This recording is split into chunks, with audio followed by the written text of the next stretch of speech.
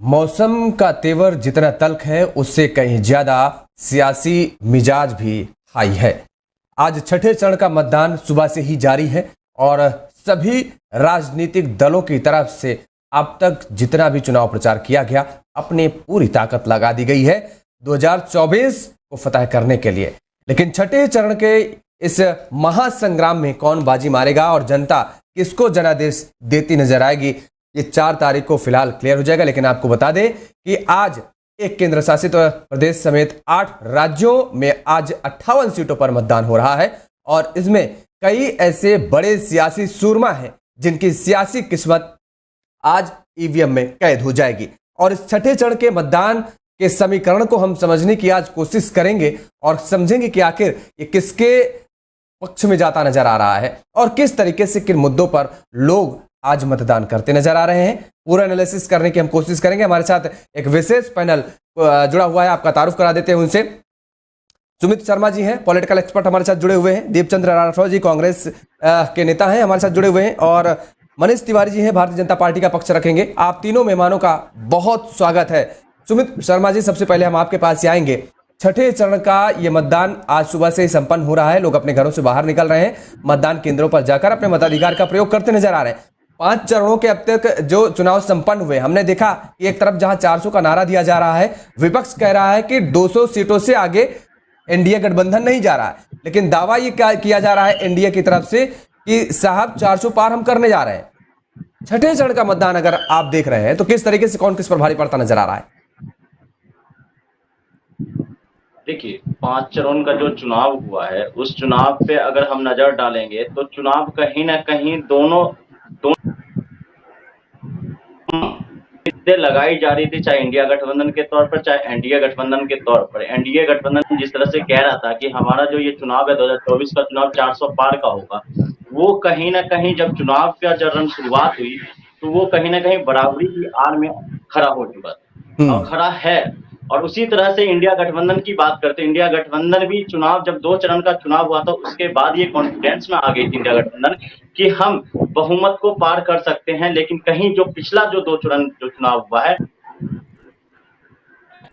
अपनी रणनीति में, तो आज दोनों की बात करें। देखिए क्या हुआ है, मैं बताना चाहता हूँ। बात मुद्दे की बात जो हो रही थी शुरुआत के अंदर चुनाव में, वो कहीं ना कहीं एनडीए गठबंधन हो चाहे इंडिया गठबंधन हो, दोनों जो मुद्दा जो वर्तमान प्राथमिक मुद्दा से उससे भटकते चली गई। और वो भटकने के कारण ये हुआ कि ये जो सारी चुनाव है वो कहीं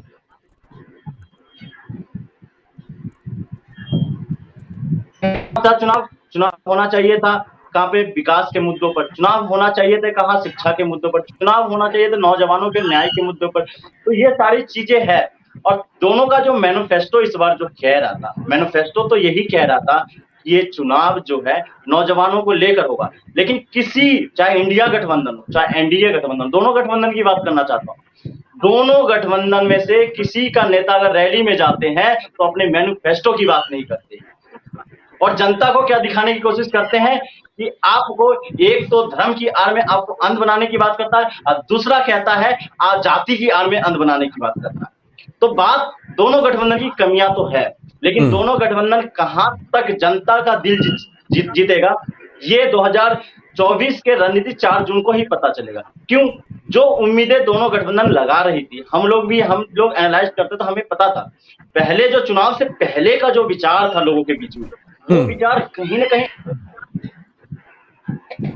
और चुनाव जैसे जैसे ढलता गया वैसे वैसे लोगों की जो सोच और विचार जो है वो बदलती गई। और ये कहीं ना कहीं दोनों गठबंधन के लिए, दोनों गठबंधन की कह रहा हूं मैं, दोनों गठबंधन को चिंता में डाला हुआ है। और आज का ही चुनाव लेते हैं, आज जो 58 सीटों का जो चुनाव, महबूबा मुफ्ती से लेकर मेनका गांधी से लेकर मनोज तिवारी से लेकर, और सबसे महत्वपूर्ण बात तो ये है कि जो उत्तर प्रदेश की जो 14 सीट है और जो दिल्ली की जो 7 सीट है, ये लड़ाई उसी की बनाम है, यूपी बनाम दिल्ली की ना हो जाए। कहता कि दिल्ली में जिस तरह से अरविंद केजरीवाल जी को गिरफ्तार किया गया था और चुनाव के कुछ दिन पहले जिस तरह से उन्हें बेल मिला है, उससे कहीं ना कहीं दिल्ली की जनता जो उम्मीद लगाई हुई थी, जिस तरह से जिस तरह से भारतीय जनता पार्टी इंडिया गठबंधन ने उनका माइंड या ब्रेन वॉश करने का काम किया था कि ये शराब घोटाला में अगर कोई मुख्य आरोपी है तो अरविंद केजरीवाल जी है, लेकिन उसके कुछ दिन बाद ही उन्हें बिल मिल जाता चुनाव से पहले, तो वहां कहीं ना कहीं आम आदमी के लिए एक मजबूत स्तंभ मिल जाता। और दूसरी तरफ अगर दूसरी तरफ उत्तर प्रदेश की बात करें तो मेनका गांधी और वरुण गांधी निरंतर, और भारतीय जनता पार्टी के जो उत्तर प्रदेश से आने वाले जो आला नेता है वो कहीं ना कहीं भारतीय जनता पार्टी के विचार का निरंतर विरोध किया है। इस चुनाव में कह रहा हूँ कहीं कई बड़े नेता नाराजगी भी थे, और उसका कहीं ना कहीं पिछले कुछ चरण में जो फायदा जो है इंडिया गठबंधन को मिला था, लेकिन इंडिया गठबंधन के लिए भी दिक्कत है। इंडिया गठबंधन में क्या है कि वो जमीन पे जाने का काम नहीं करते बड़े नेता। आपको देखा है राहुल गांधी या अखिलेश यादव या ममता बनर्जी या आपको तेजस्वी यादव अकेले चुनाव नहीं जिता सकते। चुनाव जिताने के लिए एक एक कार्यकर्ता को आपको मजबूत करना होता है। और भारतीय जनता पार्टी की पॉजिटिव क्या है कि भारतीय जनता पार्टी के आला नेता मजबूत हो या ना हो, लेकिन उनके कार्यकर्ता मजबूत है। और कार्यकर्ता मजबूत किस नाम पर है, चाहे किसी भी मुद्दे पर, इसके लिए मैं पॉजिटिव मानता हूं भारतीय जनता पार्टी। और यही कारण है कि पिछले जो पार्टी के लिए कहीं ना कहीं चिंता जता रहा था, उसके बाद उन्होंने कवर अप करने का काम किया, और इससे यह ना कहीं भारतीय जनता पार्टी फिर से कवर अप कर ली। लेकिन जो 400 पार का नारा है, या कोई ये कहती है कि 200 भी सीट नहीं ला पाएगा भारतीय जनता पार्टी, तो दोनों में कहीं ना कहीं असमंजस तो है। और ये दोनों गठबंधन के नेताओं को अभी भी चिंता सता रही है कि कौन जीतेगा कौन हारेगा, सबकी नजरें बनी हुई है। इसलिए दोनों गठबंधन मैनिफेस्टो पे बात नहीं कर रही है। मैनिफेस्टो पे बात करना चाहिए था, ठीक है, मैनिफेस्टो पर बात नहीं कर रहे, मुद्दों पर बात नहीं कर रहे। आएंगे सुमित जी, सेकंड राउंड में आपके पास आएंगे, सेकंड राउंड में आपके पास आएंगे। मनीष तिवारी जी, धड़कनें बढ़ रही हैं, थाम करके बैठे हुए हैं, क्योंकि अभी आपने सुना सुमित जी कह रहे हैं कि दोनों गठबंधनों को टेंशन है, समझ नहीं पा रहे हैं जनता का मूड क्या है, जनता का जनादेश क्या आने वाला है। क्योंकि इस बार ऐसी स्थिति बनी हो वापो की, एक तरफ आप लगातार ये दावा कर रहे हो, ललकार लगा रहे हैं कि हम 400 के पार जा रहे हैं, लेकिन घटते चुनावी वोट प्रतिशत को अगर हम देखें तो इंडिया गठबंधन विपक्ष, पूरा विपक्ष लामबंद होते हुए इसका फायदा उठाने की कोशिश कर रहा है। और ये कह रहा है, एक बड़ा संदेश दे रहा है कि ये जो जनता का जनादेश मिल रहा है, ये संदेश है कम वोटिंग परसेंटेज का, कि सत्ता पक्ष के खिलाफ नाराजगी। देखिए योगेश जी, सबसे पहले मैं आपके चैनल के माध्यम से आज के डेट में छठे चरण में 8 राज्यों के 58 सीटों पे जो चुनाव हो रहा है, वहाँ के सभी जनता से मैं अपने भाई बहनों से निवेदन करना चाहता हूँ कि वो अपने घरों से निकले और मतदान का दान करें।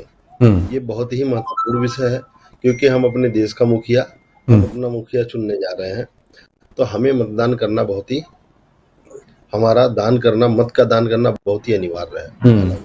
दूसरा ये है धड़कनें बढ़ने की, तो बिल्कुल भारतीय जनता पार्टी के एक एक कार्यकर्ता का, जैसा कि अभी हमारे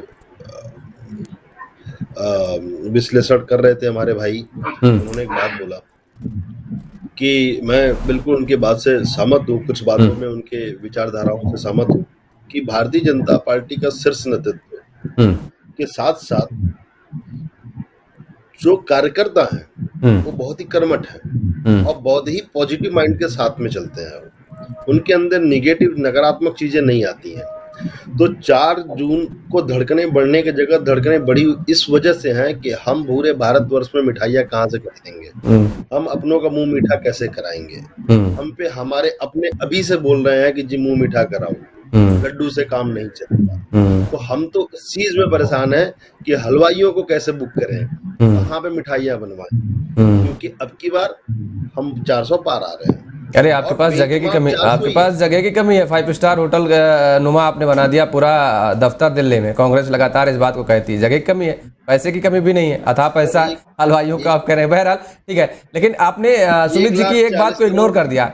यहाँ पर यह हुआ कि मीठा मीठा गबगब और कड़वा कड़वा थू। उन्होंने मेनका गांधी का भी जिक्र किया, उन्होंने वरुण गांधी का भी जिक्र किया। कर्मठता जो दिखती है यहाँ पर भी दिखती है। लगातार सरकार में रहते हुए इन दोनों लोगों के किस तरीके से स्वर नजर आए। और अभी भी चुनाव प्रचार के दौरान बताइए वरुण गांधी कहाँ गए हैं? अभी एक दिन अपनी माता की जनसभा में संबोधित करने गए थे, नहीं इसके साथ किसी भी नेता के साथ, किसी भी नेता के समर्थन में वो रैली करते हुए या वोट मांगते हुए नजर आए हो तो बताइए मुझे। देखिए, आप व्यक्ति विशेष किसी एक राजनीतिक व्यक्ति की बात करेंगे तो उसका जवाब देना हमारे लिए असमर्थ है।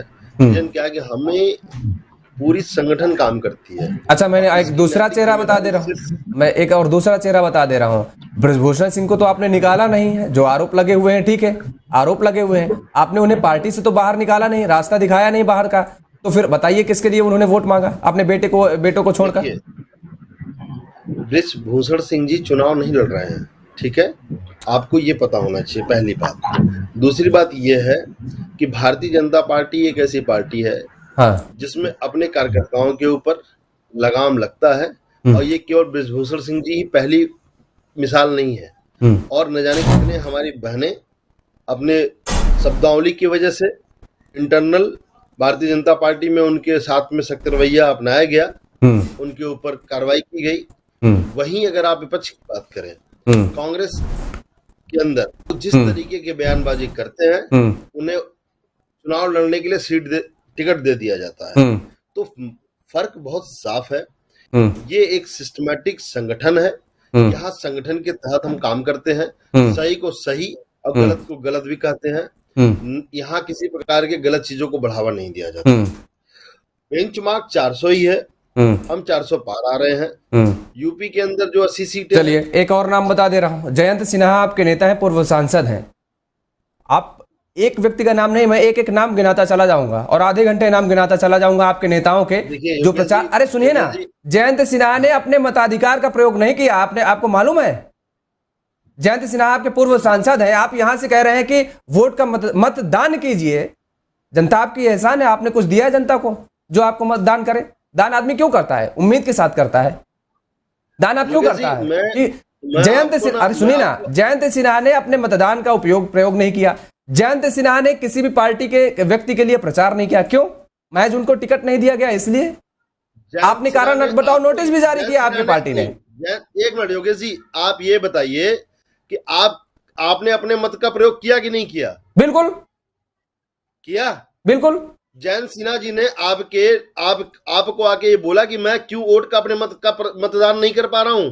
क्यों नहीं किया बताइए? क्यों नहीं? आपको पता है तो आप बताइए। नहीं, आप बताइए ना, मैं तो आपसे, आपके नेता, आपके सांसद हैं, बताया है, आपके पूर्व सांसद थे ना। हमारे पूर्व सांसद हैं, व्यक्ति विशेष क्यों नहीं किया है वो आपको कारण बताएं, या वो एंटी बीजेपी जाके कहीं पे कैंपेनिंग करके आए हैं, या ये आप दूसरे पार्टी के साथ में बैठे? ये तो आप बताइए प्रभु, ये तो आप बोलते हो कि मत का दान करने के लिए आप बोल रहे हो, मत का दान करना है। आप अगर मत का दान नहीं करोगे, ये व्यक्ति विशेष तो क्यों नहीं किया? वही तो, यही तो मेरा सवाल। भारतवर्ष के अंदर, सुनिए मेरी बात योगेश जी, पहले आप मेरी बात सुनिए, भारतवर्ष के अंदर आज पानी पीजिए, पहले आप पानी पीजिए, पहले आप पानी पीजिए, पहले आप। पांडे जी, हम पानी तब पियेंगे जब आप अगर किसी बात को तरीके से आप सुनने का प्रयास करेंगे। हाँ। अगर आप एक पक्ष की बात अगर आप ही रखोगे तो फिर दूसरे एंकर को, दूसरे ये विपक्ष की बात नहीं है, ये विपक्ष की बात नहीं, सुनिए, ये विपक्ष की बात नहीं है, ये देश की बात है। नहीं, ये देश की बात है।